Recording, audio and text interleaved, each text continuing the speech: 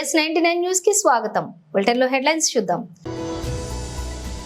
ముస్లిం రిజర్వేషన్ల కోసం మోడీ సమక్షంలో చంద్రబాబు ఎలా మాట్లాడగలడా సీఎం జగన్? దేశంలో తొలిసారిగా ప్రధాని శ్రీ నరేంద్ర మోదీ చొరవతో వినూత్నంగా టెక్స్టైల్ పాలసీ తీసుకొచ్చారు. డాక్టర్ చదువు చదివిన 5 ఏళ్లుగా ఉద్యోగం రాక ఇబ్బంది పడుతున్న వెటర్నరీ డాక్టర్ల ఆవేదన. తెల్లాపూర్లో మాజీ మంత్రి MLA Harish Rao road show. 600 ముస్లింలకు 4% రిజర్వేషన్లు ఉండాల్సిందే. అది మీ జగన్ మాట. ముస్లిం రిజర్వేషన్ల కోసం మోడీ సమక్షంలో చంద్రబాబు ఎలా మాట్లాడగలడా? ఈ 59 నెలల కాలంలో వారి బ్రతుకులు మార్చడం కోసమే మీ బిడ్డ అడుగులు వేశాడు. కానీ చంద్రబాబు రాజకీయం ఊసరు వెళ్ళి రాజకీయం. ఆయన బాగా ముదిరిపోయిన తొండ.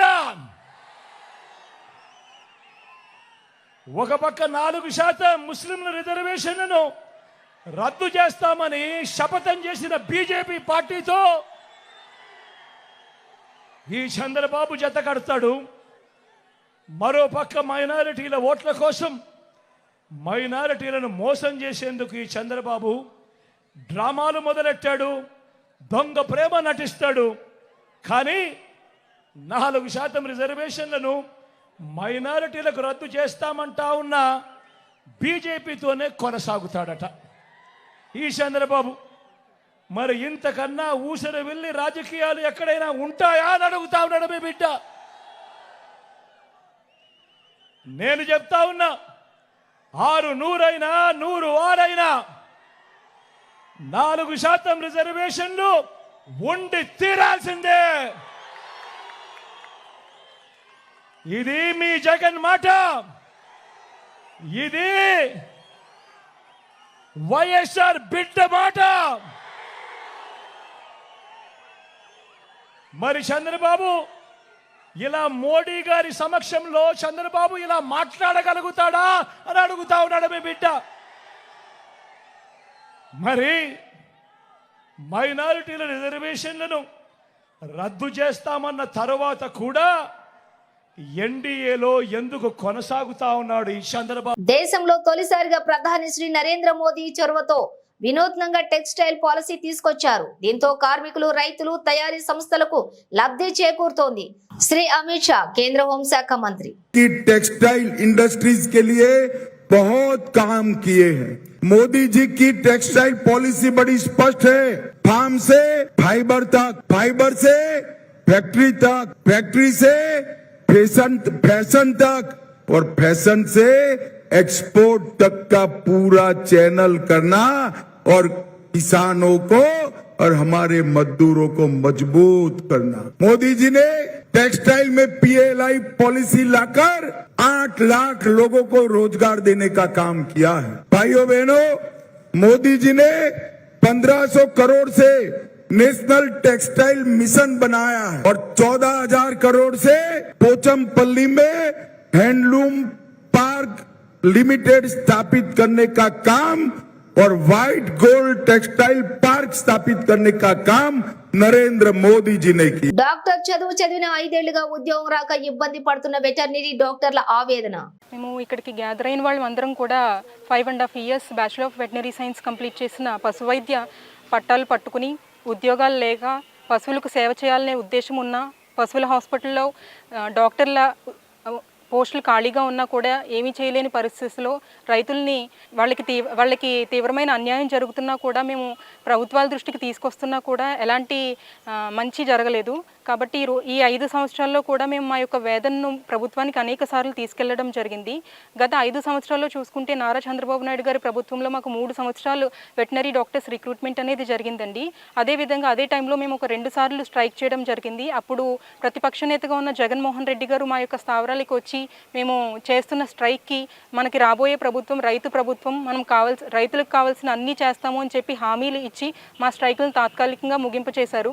అదే ప్రభుత్వం వచ్చిన తర్వాత మనకి ఉద్యోగాలు వస్తాయి, రైతుల జీవితాలు బాగుపడతాయి, పాడి పరిశ్రమ అభివృద్ధి చెందుతుందని ఎంతో ఆశగా ఎదురు చూసిన మాకు ఈ 5 సంవత్సరాలు కన్నీరే మిగిలిందండి. ఈ 5 సంవత్సరాలు కూడా ఒక్క వెటర్నరీ డాక్టర్ పోస్ట్ కూడా నియామకం జరగలేదు. అదేవిధంగా ఇక్కడ మాకు పోస్టులు నియామకం జరగకపోవడం అనేదే కాకుండా అనేక రోగాలతో మూగ పశువులు అల్లాడిపోతుంటే కింద స్థాయి ఉద్యోగులు అంటే పూర్తి నైపుణ్యం లేక వచ్చిరాని వైద్యంతో ఏ మందులు వాడాలో తెలియక వాడిన వాళ్ళ వల్ల అనేక సమస్యలు సొసైటీలో జరుగుతుంది. ఇది చేప కింద నీరులాగా స్ప్రెడ్ అవుతూ ఉంటుంది. దీని గురించి మేము ఎన్నోసార్లు రిప్రజెంటేషన్ ఇవ్వడం జరిగింది. సరైన మందులు వాడకపోవడంతో అవన్నీ మనం రోజు ఉపయోగించే ఉత్పత్తులు, చిన్న పిల్లల దగ్గర నుంచి పాలిచ్చే తల్లుల వరకు కూడా అనేక మంది ఈ పాలు ఉత్పత్తులు, పెరుగు ఇలాంటి వాటి మీద ఆధారపడి ఉంటారు. అలాంటి నిత్యం తీసుకునే ఉత్పత్తులు అడల్టరేట్ అయిపోతూ ఉన్నాయి. వీటి వల్ల రాబోయే తరాలు ఇమ్యూనిటీని కోల్పోతాయి. కొత్త జబ్బులు వచ్చినా కూడా వాటిని ఎదుర్కొనే స్థాయిలో ఉండవు. ఇది సొసైటీకి చాలా నష్టాన్ని అయితే తీసుకొస్తుంది.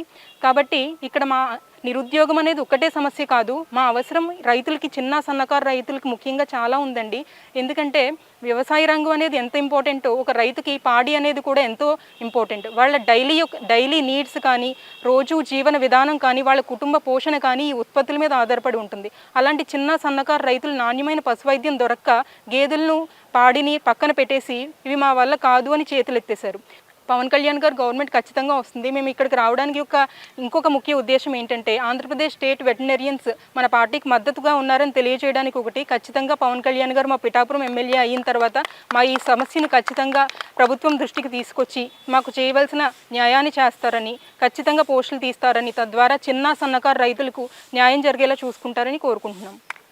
ఇది తిరుపతి వెటర్నరీ యూనివర్సిటీలో మేము మా హామీలు నెరవేర్చమని మేము ఒక 45 రోజులు స్ట్రైక్ చేశామండి.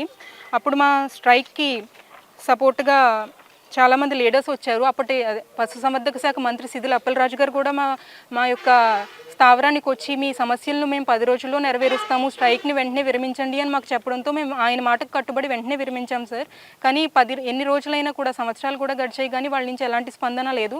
పైపచ్చు మేము మళ్ళీ వాళ్ళని కలవడానికి వెళ్ళినప్పుడు వెటర్నరీ డాక్టర్స్ రిక్రూట్మెంట్ అనేది, ఇది సజ్జల రామకృష్ణారెడ్డి గారిని కలిసిన ఫోటో అండి. వెటర్నరీ డాక్టర్స్ రిక్రూట్మెంట్ అనేది మా పాలసీలోనే లేదు అని డైరెక్ట్గా కూడా చెప్పారు సార్. ఇది డాక్టర్స్ లేకుండా ట్రీట్మెంట్ అనేది ఎలా జరుగుతుంది అనేది అది పాలసీకి ఏ విధంగా కరెక్ట్ అని మేము అడుగుతున్నాము. పాలసీకి విరుద్ధమైన పని అని మేము ఇది గట్టిగా చెప్తాము. సీఎం సార్ హామీ నెరవేర్చండి అని మా నిరుద్యోగ పశువైద్యులు, పట్టభద్రులు నిరసన తెలియజేసిన ఎన్నో సందర్భాలు మీడియాలో కవర్ చేయడం జరిగిందండి. ఎన్ని సంవత్సరాల నుంచి మా యొక్క ఘోషను ఎవరూ వినలేదు. రైతులు పడుతున్న బాధల్ని వాళ్ళ దృష్టికి తీసుకొచ్చినా కూడా ఎవరు పట్టించుకున్నట్టుగా పబ్బం గడిపేశారండి. తెల్లాపూర్లో మాజీ మంత్రి MLA Harish Rao road show నిర్వహించారు. తెల్లాపూర్ మా అన్నదమ్ములందరూ క్షమించాలి. సరే, ఈరోజు వెంకట్రామరెడ్డి గారు మీ కాలనీ వాసి, ఆయన కూడా తెల్లాపూర్లోనే ఇల్లు కట్టుకొని 30 మంది ఒకే ఇంట్లో ఉండే తెల్లాపూర్ ముద్దుబిడ్డ మీ అందరి వాడు వెంకట్రామరెడ్డి గారు.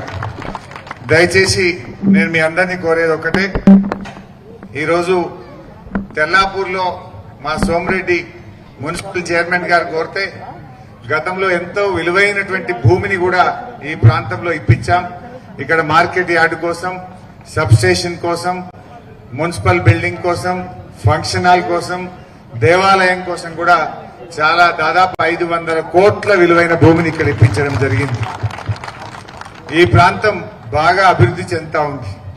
ఇలా ఒకటే విషయం ఆలోచించండి, కాంగ్రెస్ గవర్నమెంట్ వచ్చినాక ముందుకు పోతలేదు, రివర్స్ గేర్ లో నడుస్తుంది గవర్నమెంట్.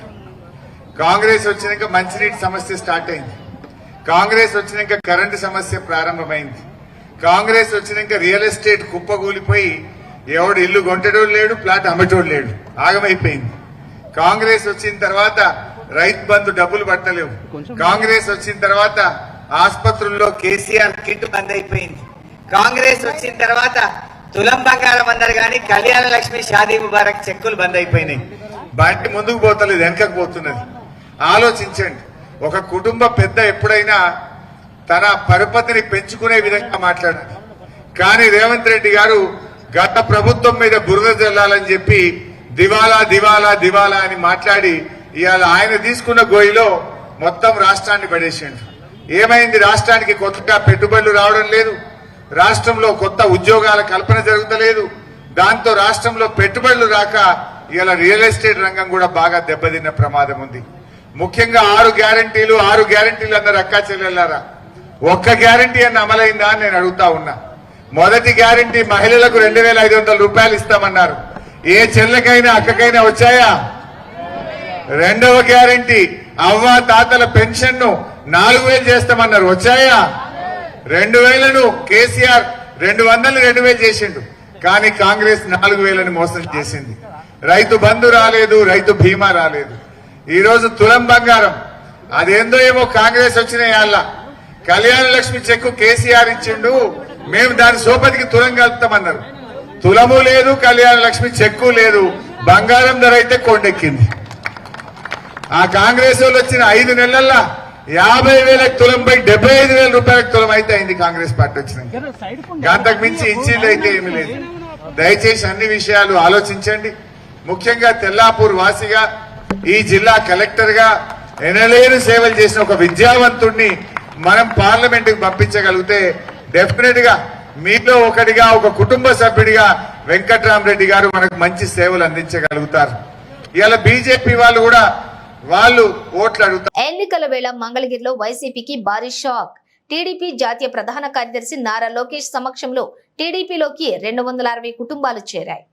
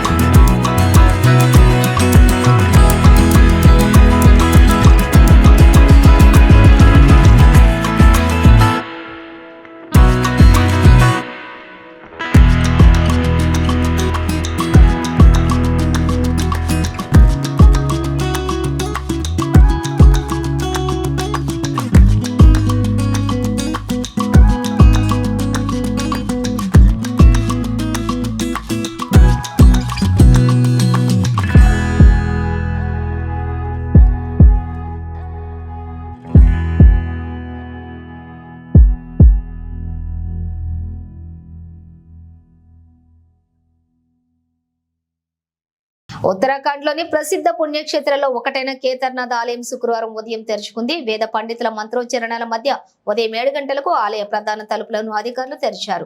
అనంతరం ఉత్తరాఖండ్ సీఎం పుష్కర్ సింగ్ ధామి కుటుంబంతో కలిసి తొలి పూజలోని పాల్గొన్నారు. ఈ సందర్భంగా కేదారేశ్వరుడికి ముఖ్యమంత్రి ప్రత్యేక పూజలు నిర్వహించారు. పరమేశ్వరుడి పవిత్ర ఆలయాలైన 12 జ్యోతిర్లింగాల్లో కేదార్నాథ్ ఆలయం ఒకటి. చార్ధామ్ యాత్రలో కేదార్నాథ్ దేవాలయం సందర్భాన భాగంగా ఉంటుంది. ప్రతి ఏటా కూడా దేశంలోని వివిధ ప్రాంతాల నుంచి లక్షలాది మంది భక్తులు పరమేశ్వరుడి దర్శనం కోసం కేదార్నాథ్ కు వస్తూ ఉంటారు. కానీ శీతాకాలం సందర్భంగా ఈ ఆలయాన్ని మూసేస్తారు. దాదాపు 6 నెలల పాటు ఇలాగే ఆలయం మూసి ఉంచడం జరుగుతుంది. నేడు 6 నెలల తర్వాత తిరిగి తెరిచిన సందర్భంగా అధికారులంతా ఆలయాన్ని పువ్వులతో సర్వాంగ సుందరంగా అలంకరించారు. సుమారుగా 40 క్వింటాళ్ల పూలతోటి అందంగా ముస్తాబు చేశారు. భక్తులు ఉదయం నుంచి ఆలయానికి క్యూ కట్టారు. మరోవైపు యమునోత్రి ఆలయం కూడా ఉదయం 7 గంటలకే తెరుచుకుంది. గంగోత్రి ఆలయం మాత్రం మధ్యాహ్నం 12 గంటల 20 నిమిషాలకు తెరుచుకోనుంది. ఇక చార్ధామ్ యాత్రలో భాగమైనటువంటి బద్రీనాథ్ ఆలయాన్ని ఈ నెల 12న తెరవనున్నట్లుగా సమాచారం. Team India super star royal Challengers Bengaluru మాజీ సారథి విరాట్ కోహ్లీని కింగ్ కోహ్లీ అంటూ అభిమానులు ఎందుకు సంబోధిస్తారో మరోసారి రుజువైంది. ధర్మశాల వేదికగా పంజాబ్ కింగ్స్ తో గురువారం జరిగిన ఐపీఎల్ మ్యాచ్ లో కోహ్లీ బౌండరీ దగ్గర నుంచి చిరుతాల పరుగులు తీస్తూ చేసినటువంటి రన్అట్ మ్యాచ్ కే హైలైట్ గా నిలిచింది. ఇందుకు సంబంధించిన వీడియో సోషల్ మీడియాను షేక్ చేస్తోంది. దాన్ని చూసిన నెటిజన్లంతా కూడా నోరెళ్లబెడుతున్నారు. బెంగళూరు నిర్దేశించినటువంటి 242 పరుగుల టార్గెట్ ను ఛేదించే క్రమంలో పంజాబ్ 14వ ఓవర్ నాటికి 150 పరుగులకు 5 వికెట్లు కోల్పోయింది. ఆ జట్టు విజయానికి 39 బంతుల్లో 92 పరుగులు కావాల్సింది. అయితే క్రీజ్ లో బ్యాటింగ్ చేస్తున్నటువంటి పంజాబ్ కింగ్స్ జట్టు captain Sam Curran Ferguson bowling లోని బంతిని డిప్ మిడ్ వికెట్ దిశగా నెమ్మదిగా ఆడారు. ఫీల్డర్ బౌండరీ వద్ద ఉండటంతో 2 పరుగులు తీద్దామనుకున్నారు. తొలి పరుగు పూర్తి చేసి 2వ పరుగు కోసం పరిగెత్తాడు. అయితే 2 పరుగులను ఆపేందుకు కోహ్లీ మెరుపు వేగంతో పరిగెత్తాడు. బౌండరీ నుంచి సుమారుగా 65 అడుగులు పరిగెత్తుకుంటూ వచ్చి ఒక్క ఉదుటున బంతిని అందుకొని కింద పడిపోతూ ఒంటి చేత్తో వికెట్ల వైపు విసిరాడు. అది కాస్త నేరుగా వికెట్లను తాకడంతో నాన్ స్ట్రైకర్ ఎండ్ వైపు పరిగెడుతున్న శశాంక్ సింగ్ రన్అట్ అయ్యాడు. తెలంగాణలోని కోట్లాది మంది ప్రజల అభిమానాన్ని చెరుగొని రాష్ట్ర ముఖ్యమంత్రిగా పేద ప్రజలకు అండగా ప్రజాపాలన చేస్తున్న ముఖ్యమంత్రి రేవంత్ రెడ్డిపై అహంకారపూరితంగా విమర్శలు చేస్తూ వ్యక్తిగత దూషణలు చేస్తున్న బీజేపీ పార్లమెంట్ అభ్యర్థి డీకే అరుణను గ్రామాల్లో తిరగనివ్వమని తరిమి కొడతామంటూ షాద్నగర్ కాంగ్రెస్ పార్టీ హెచ్చరించింది. నిన్న జరిగిన డీకే అరుణ ఎంపీ నవనీత్ కౌర్ రోడ్ షోలో సందర్భంగా వారు మాట్లాడిన వ్యాఖ్యలపై కాంగ్రెస్ పార్టీ నేతలు ధ్వజమెత్తారు. ఒక దశలోనే డీకే అరుణపై కూడా కాంగ్రెస్ నాయకులు నోటికి పని చెప్పారు. గురువారం స్థానిక ఎమ్మెల్యే స్వగృహంలో ఏర్పాటు చేసిన మీడియా సమావేశంలో ఆదివాసీ గిరిజన Congress party coordinator P Raghu Nayak మాట్లాడుతూ ముఖ్యమంత్రి రేవంత్ రెడ్డిపై వ్యక్తిగత దూషణలకు దిగిన డీకే అరుణ ఇది గద్వాల సంస్థానం అనుకుంటున్నారా అని విమర్శించారు.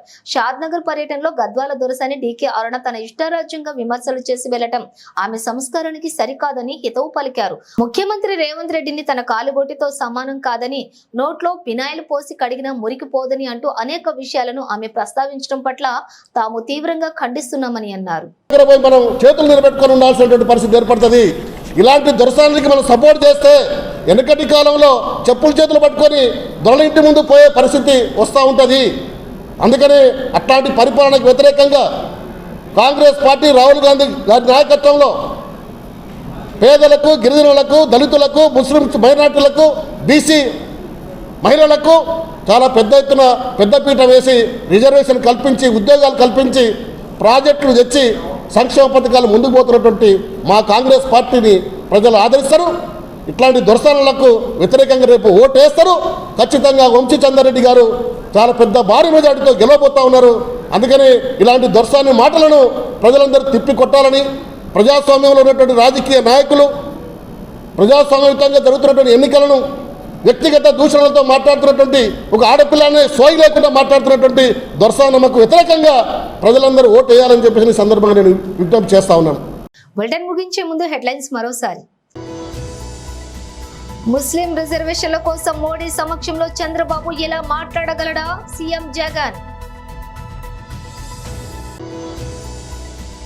దేశంలో తొలిసారిగా ప్రధాని శ్రీ నరేంద్ర మోదీ చొరవతో వినూత్నంగా టెక్స్టైల్ పాలసీ తీసుకొచ్చారు.